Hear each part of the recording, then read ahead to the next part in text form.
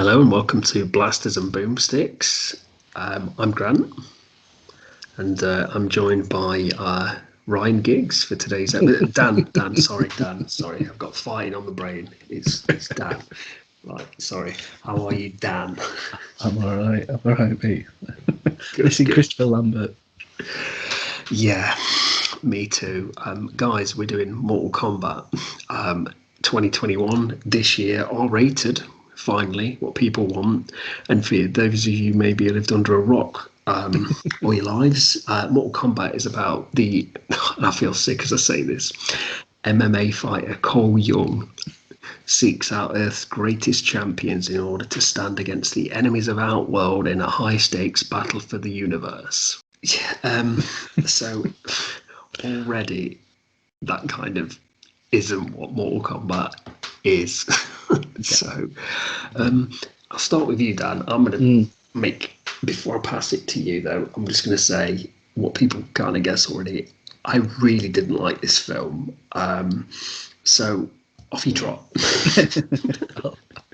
I'll keep it brief because I'm sure you've got plenty to say about it. But I went in with zero expectations and I liked some of it. But I think the problem I have, and I'll say the opening sequence is set in like feudal Japan. It's sort of before Sub-Zero and Scorpion become Sub-Zero and Scorpion. The clans are having a bit of an argument. Yeah, it's like the Lin Kueis, I think, are the bad guys and stuff, and I always forget. It's the first time it's ever shown any kind of backstory or care to talk anything about them, isn't it? And it's the first 10-15 minutes. It's shot so beautifully. The fight scene is fantastic. It's gory enough. It deserves its R rating. But again, it's not over the top. It's not in your face, and it's just done perfect. And it sets such a beautiful tone. And then it comes to present day, and you get the very brief outline that Earthrealm has lost its last, I think it's like nine tournaments, and if they lose this one, then realities will clash. Outworld will take over, blah blah blah bollocks. And it talks about the Mortal Kombat tournament, and then therein lies its biggest problem, because we all know, even the story from the games, the original games especially, it's a tournament. It's characters moving up on a pillar, facing one. And the later games have brought storylines into it, but it's still about the warring factions of Outworld and Earthrealm and stuff like that. And this just doesn't. It sort of mentions the tournament and then just forgets about it straight away. Well, that's one of my biggest problems. They're about to conquer because they're going to win 10, and essentially, so the bad guy is Shang Tsung, which is like, he's the leader of Outworld, he's the like sorcerer kind of guy. They've been systematically cheating the tournament and picking off all Earth's greatest warriors. Yep. Defeating them, fighting them, killing them, hunting them down before the tournament, which leads me to believe then why the fuck is there going to be a tournament anyway? Yeah, well, they don't want that. So what's the point? Why have this tournament if they can just do that between tournaments? Yeah, it's bizarre, mate. It really is. And I think the other thing is that Shang Tsung's played by Chin Han, who majority of people all remember him from Dark Knight. That's where I remember him from. Yeah, he's basically he's the guy behind the mob's money. He was in Captain America: Winter Soldier as well. And Skyscraper, but he's the most least threatening person on the planet. And someone who's playing, Shang Tsung, who's supposed to be the universe's most dickhead sorcerer. In the universe, it just seems it's such a miscast. He's a great actor. I can't remember. You have to figure me because I can't remember the actor's name who played Shang Tsung in the '95 version. Hiroyuki Tagawa. I'm sorry for murdering that pronunciation, but yeah, he was that good. He was brought back into the new Mortal Kombat game. They used his likeness, so like he was brilliant. Yeah. He was absolutely brilliant, mate. And I think that this show I have straight away. Yes, we have to distance ourselves, and yes, we have to think this is a completely new film. You can't rely on the old actors and stuff like that. But when you've got such a big presence from that version, you need an equally strong presence in this one to make you forget about that one. Well, that's the problem with a reboot or reimagining. It doesn't matter whether you want your audience to forget it. Like you said, you've got to match casting, or you've got to do something different because it's natural for you to compare. Yeah. It's purely natural. I mean, let's start with the cast then, because so we've got one of the biggest problems to me is we've got Lewis Tan playing Cole Young. Cole Young is an MMA fighter in this. He's not in any Mortal Kombat game. He is a new character created for this. Why? Yeah. Why do I need this? To me, we've been shown this fantastic opening. Yeah. Perfect, where it's Hanzo Asashi, which is we know as Scorpion. His family's killed, but they managed to hide their newborn. Yeah. And the newborn's rescued. So we get by Raiden, who's one of the elder gods and but works for the forces of God and protector of Earthrealm and stuff. So we're shown this beautiful thing. We've got this warrior that's killed, and clearly, it's tantalising, like a return. And as soon as he dies, his body kind of burns away. Yeah. So we know what's happening is something a little bit supernatural. And then we've got this stiff kind of like actor that's just I just don't see the point. We've then introduced to other characters like Kung Lao and Liu Kang, who are big parts in the original film and have been in the games. They're the two from the first two games. They're the two heroes. Robin Shou played Liu Kang. He was the hero in the first film. To then have them both relegated to like side characters and have Cole Young, who no offense, but he's like fighting for $200 or something like that per fight, and he's getting his ass kicked by everybody on the planet. I just feel that they've kind of it feels like they've put characters in there because it's a Mortal Kombat movie, but they've not showed them any respect or any love or anything. The only character I think who's come out better than the original 95 one is Kano. Yeah. And he's the best thing about the movie. Kano is brilliant. Josh Lawson. Yeah, he's fantastic. It's a funny part. It's he's aggressive. He's a dick like he should be. There's one bit that makes me laugh, and I think they're talking about. It's obviously a little spoiler, but Sonya hasn't got any abilities at this point, and they're sort of talking about it, and the camera follows her as she walks away. And I think Kano says something like, "You've got no powers yet," and he walks off and she's talking. And you just hear him go, "Ha ha," and it's so little, but it's so in character. It's so good. I will say that, like you say, you're talking about these characters, and Cole Young, to me, watching him, he belonged in a direct DVD fare like Bloodsport 15. Van Damme is definitely not interested.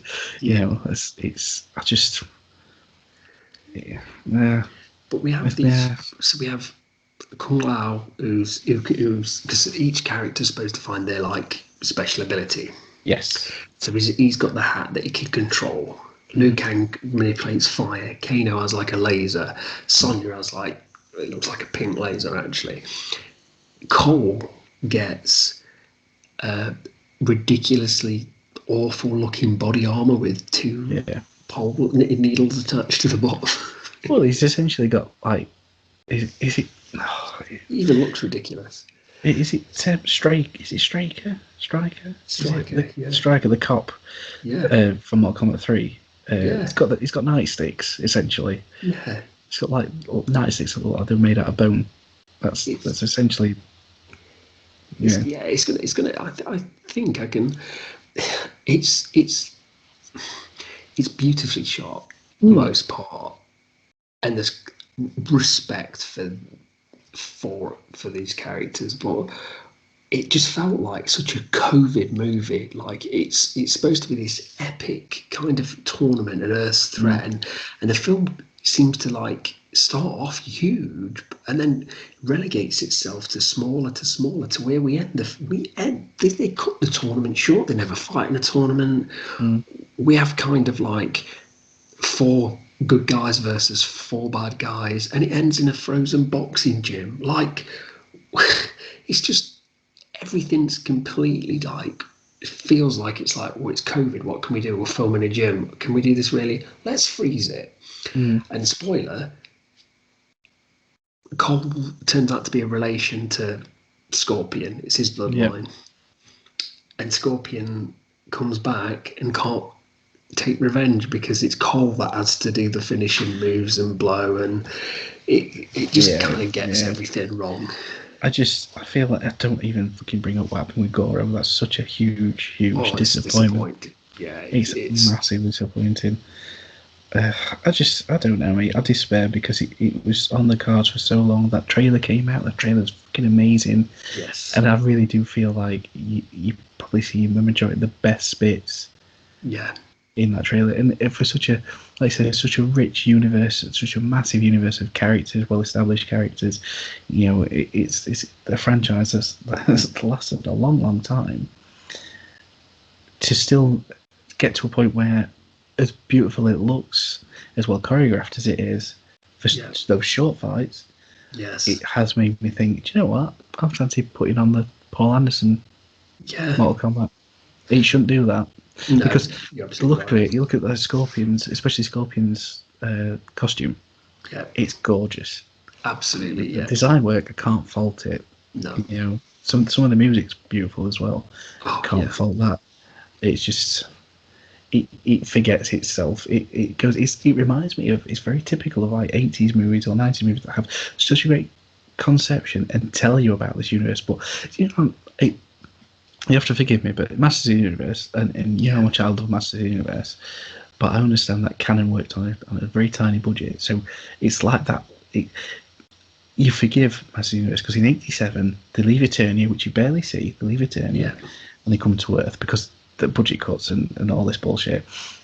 But you accept it because it's an '80s movie. That shouldn't happen in a film made in 2021.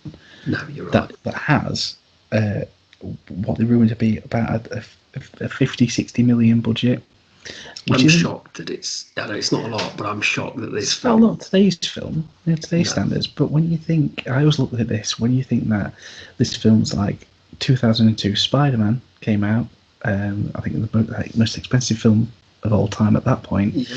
Came out the same year as Hellboy, and Hellboy looked just as polished, and Hellboy cost 35 million. So if it's where you put the money, and I really feel like they probably put it all into the costumes, put it all into the effects for the fatalities.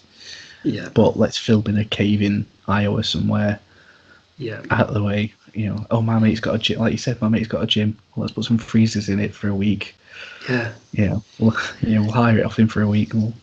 But we don't get this ridiculous cast, obviously, like of characters now in Mortal Kombat, but you have like Raiden, Liu Kang, so you get some of them that are taken. But you get the bad guy, Shang Tsung, and then we've got like General Reiko. What? Yeah. I don't even know what it was. We get, is it Natara, which is the flying thing? 2 characters that are barely in anything. They're barely there. Cabal, who's like Stryker's nemesis from thing. Why is that person there? And then suddenly Sub-Zero's ranked up to be like one of the top bad guys when actually he's just a nemesis for Scorpion. It just boggles the mind. Like, why pick these? Where's Baraka? Where's all these people like that you could have put in that don't need any explanation, that could be more humanoid? So you don't have to, if you've not got time to show Outworld, you could just keep them. That's it, and I think that what your essential inverted commas villains of the piece really do let it, the sort of Sub-Zero and that do let down, because like I say, it's Reiko. he's laughable because all he does is he walks around with his mallet, gurns a little bit, Yeah, and then essentially it's like you get more reaction out of him if he stubbed his toe. Thanos's idiotic, gormless brother. Yeah, yeah, It's the breeding of dumbass. Thanos and Cletus, the slight Giorgio dumbass. Dumbass, yeah. I would like to say a big shout out though. Iriyuku Sanada plays Hanzo Musashi Scorpion. He is a brilliant actor. Phenomenal. He's been in so much, and I was so happy when he was playing Scorpion. I was thinking, well, we're going to have a main character here, or at least, you know, some kind of main character, a big story. And after watching that big opening, you're telling me he shouldn't be the main character? Like, it's crazy. I think what's laughable is that you, like I said, you get someone of his caliber, but he needs to be front and center. And I think it's just the other cop out. I think is feeling that essentially the characters that die, and yes, we get to see some fatalities, which is nice. They realise really well, but they turn around and say, "Oh yes, that's the end of that," and then sort of Shang Tsung basically says, "Oh no, there's other dimensions that they'll go to." So straight away you're thinking, well, they've just turned around and said they can bring any of these characters back. Yeah. So it's kind of almost like what's pointless in them being defeated then? We've defeated all your army, Shang Tsung. Well, little beknown to you, I've got an extra life and a continue. Yeah, that's it. Yeah, put another quid in, pal. You know, but I'll tell you one thing that did make me giggle. Out of all of it, and it really took me out, was Jax's tiny arms. Take my strong hand, child. I'll beat you up with it. When Kano says, don't they come in man size? I was like, yes, I would have said that as well. Yeah. I don't know. It seemed like his ability was just to beef up his tiny little mechanical child arms. It just seems so bizarre. I mean, yeah, why not putting those arms on to begin with? Yeah, it's like giving this tiny weak, but it's still bike stabilizer, sort of. It jacks the T-Rex. So we're gonna look at these monks. It's like put these arms on you. What are these? It's like they've never seen arms before. It is. Are you gonna finish them? Oh, we only do 9 till 5, Jax. Yeah. There won't be time for us. That's part of your path, is to discover your own arms. Oh my god! If you build them, you'll be able to lift cups. Because you can't fucking lift out else. Yeah. Don't lift that boulder, Jack. Start with something, a little more in your range, like that sugar cube. Steady. I think it's one of those films. It looks beautiful for the most part, but I think the more you think about it, the more you actually it falls under its own. Well, I say weight, but the film is the equivalent of Jack's arms. It's all framework and no meat. Yeah, absolutely. And there's some lovely ideas, like when Sub-Zero's hunting them down and Jax, and they get in the car and he keeps appearing in the alleyway and then he disappears into ice, and then some great imagery. And I think the first 45 minutes I was there going, I'm really liking this. I'm really liking this. Need to see more Scorpion, but I'm really liking this. And I just think they probably played for a glorified cameo for Scorpion. And then the rest of the money they've just chucked into some great effects and at the beginning, and it genuinely does feel like a poorer version of the '95 Paul Anderson film. And that's it. They missed out because I think the cast as well, the main cast. Although it was nice to have them quipping and joking about, and Sonia's good when she, like you mentioned this earlier when we talked about Philly today, about her sort of joking about living this shit all out. I got $3 million to give Kano and stuff like that. It's nice little moments. But best portrayal of Sonia, absolutely, definitely. The casting in the '95 film really bounced off each other. It really did. Yeah. And again, it's for a film that's it's getting on a bit now. Well, I did hear rumours and I don't know how true this is, but they wanted to keep it, because some of the like whitewashing they call it with Asian kind of storylines and like, is it Ghost in the Shell that was Yeah. recently? So that's why they kicked Johnny Cage from the movie Mm. and invented this main character, which is crazy because Liu Kang should be the Yeah. lead guy anyway. So Johnny Cage is just a supplement, like hero to go with him. He's not the focus or anything. But Raiden's one that really bothered me because I don't mind the actor. I feel he had not enough charisma to pull it off. And although Christopher Lambert, he was brilliant as Raiden, he was. So I get people like that's not Raiden. But the thing why Christopher Lambert worked is because he had fucking charisma Yeah. and he Yeah. had presence. Yeah.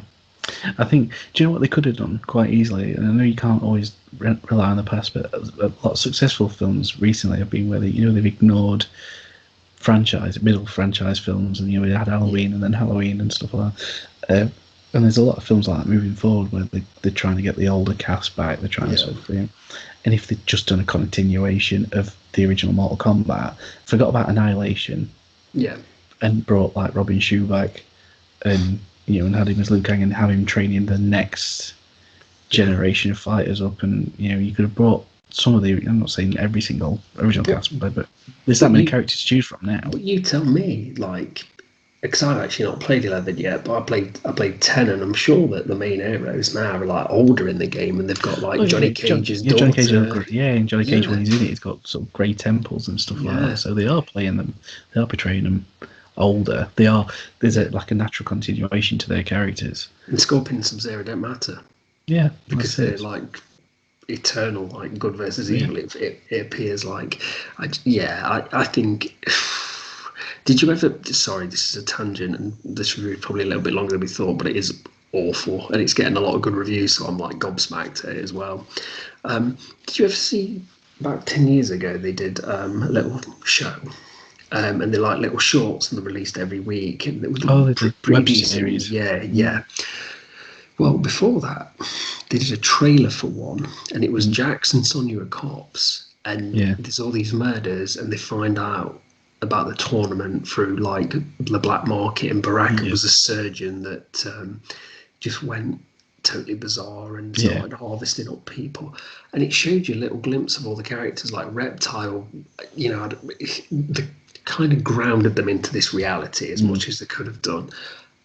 But looking back on it, that was so much better than this, because at least it respected like the source of characters. Do you know what I mean? This just feels like we need Shang Tsung, right? Who can we get? Who's the free on the day? We'll get this guy. Yeah, but he's kind of got a likable face. He's a great actor, but fuck it, it doesn't matter. We'll give him black pupils. We'll give him black eyes. That makes everybody evil. He can't shout.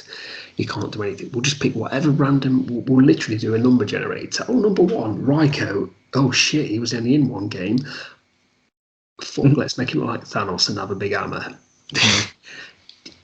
No, the more I think about it, the more it pisses me off. Actually, so anything to round it up? Recommendation? Would you tell people? I think if you're a fan of the game, you're probably disappointed. I probably wouldn't recommend it to fans of the game, fans of the long-running fans of the series. I think if you need to. Well, no, actually, I know I've said this before. If you need to fill an hour and a half, watch it. But I'm sure you can find something a lot more entertaining. Yeah, I'd say so. Yeah, because I'm a fan of the. I grew up with the first three games, but so I won't say I'm diehard, and I understand movies can't just be a straight up adaptation, but just left a massively bitter taste in my mouth, especially how good the first 40 minutes, 30 minutes is.